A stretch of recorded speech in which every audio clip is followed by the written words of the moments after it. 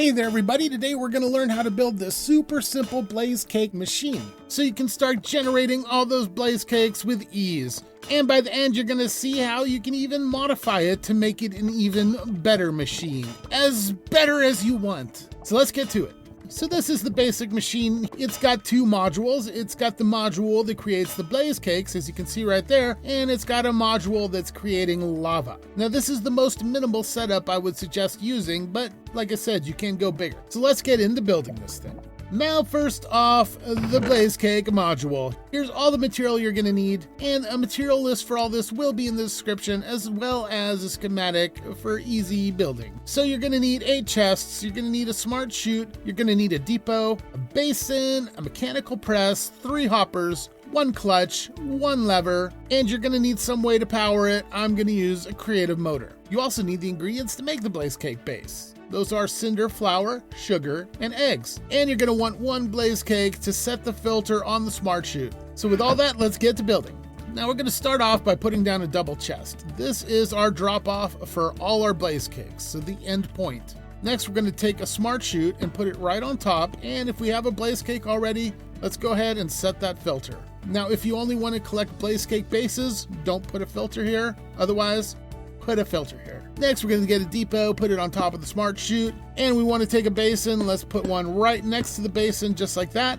If you see that little chute pop out the side, you know it's working. Next, we're going to take our hoppers and place them around the side of the basin, just like so, leaving the front open, and take your mechanical press and shift right click it into the basin. And it should be lined up perfectly just like that.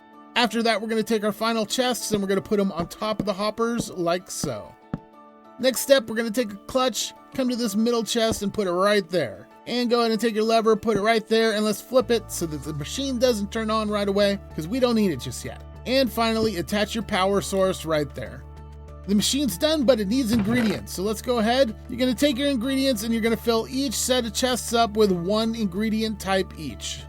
There we go, the blaze cake portion of the machine is done. If I flip the switch, it should make some. Yep, made 1. Tossed it out on the depot, but it's not getting filled, and because we have this filter, it's just gonna sit there. So we gotta attach a lava farm to this thing.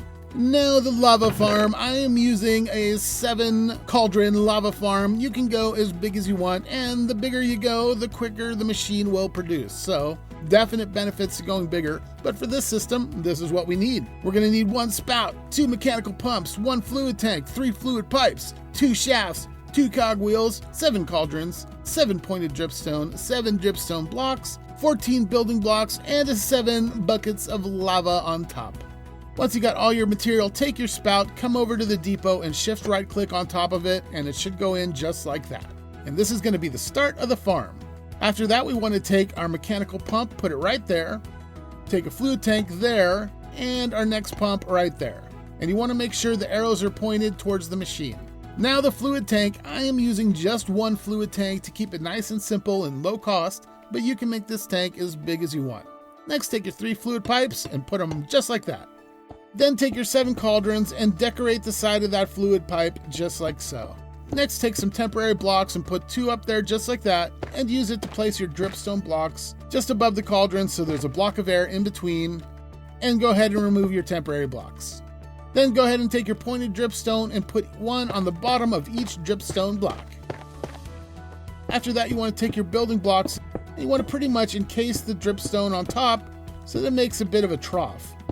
And if I remove the excess blocks here, you can see this is the shape I'm left with. Then you want to take your lava buckets and place them in each one of these holes. It'll only generate lava if these are source blocks, so fill them all up.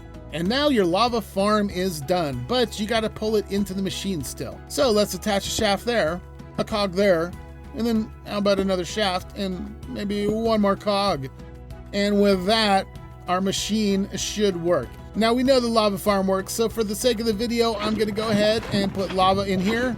And if we turn on this switch, the lava machine should go to town. It's filling up the fluid tank. The blaze cake bases are getting filled. Blaze cakes are getting sucked down into the chest.